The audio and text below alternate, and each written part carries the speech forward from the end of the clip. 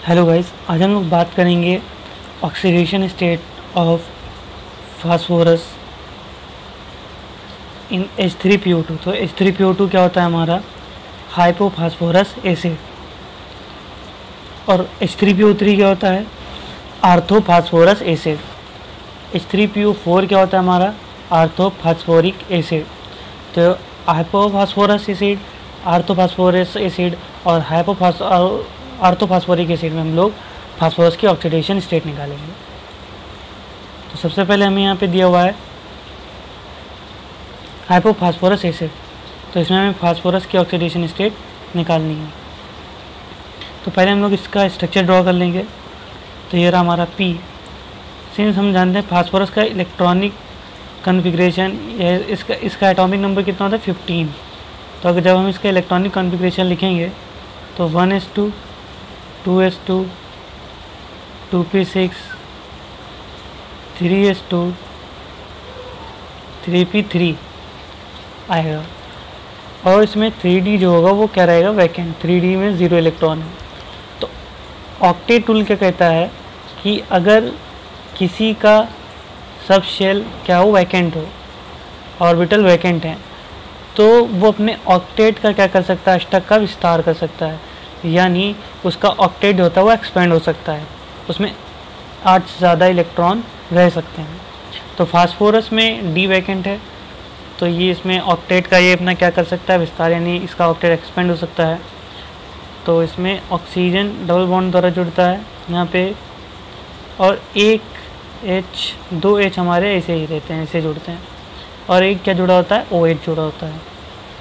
तो ये होता है H3PO2 का स्ट्रक्चर। अब हम इसमें अगर देखेंगे हमें किसकी ऑक्सीडेशन स्टेट निकालनी है फास्फोरस की, तो जिसकी निकालनी होती है उसकी हम क्या मान लेते हैं X प्लस हाइड्रोजन की कितनी होती है +1, तो हम लोग लिख लेंगे +1। कितने हाइड्रोजन हमारे पास हैं 2, तो 2 हाइड्रोजन की क्या हो जाएगी +1 × 2 प्लस OH की कितनी होती है -1, और ऑक्सीजन की कितनी होती है -2। अब पूरे के ऊपर चार्ज कोई दिख रहा है आपको, नहीं है, तो इक्वल टू में क्या लिख देंगे हम लोग 0। तो x को ऐसे ही रखते हैं, 2 को 1 से मल्टीप्लाई करें कितना आ जाएगा +2 प्लस -1 ऐसे ही रखते हैं, और प्लस माइनस क्या होता है -2। अब ये +2 -2 क्या हो जाएगा कैंसिल हो जाएगा, -1 हम इक्वल के इधर लाएंगे कि क्या हो जाएगा ये +1, यानी यहाँ पर जो फास्फोरस की हमारी ऑक्सीडेशन स्टेट है हाइपोफास्फोरस एसिड में वो कितनी होती है +1। याद रखिएगा हाइपोफास्फोरस एसिड में फास्फोरस की ऑक्सीडेशन स्टेट +1 होती है। नेक्स्ट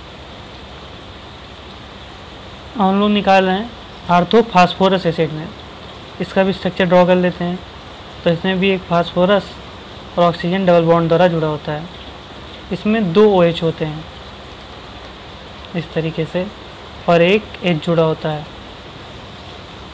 और फास्फोरस की ऑक्सीडेशन स्टेट निकालनी है, फास्फोरस की क्या मान लेंगे X प्लस हाइड्रोजन की +1 प्लस ऑक्सीजन की -2 प्लस 2 OH हैं, तो एक OH की कितनी होती है -1, 2 हैं तो 2 से मल्टीप्लाई कर देंगे, इक्वल टू कोई चार्ज नहीं है तो 0 लिख लेंगे।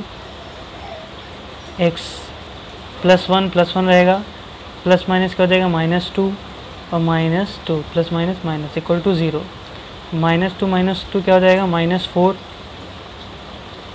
Equal to 0।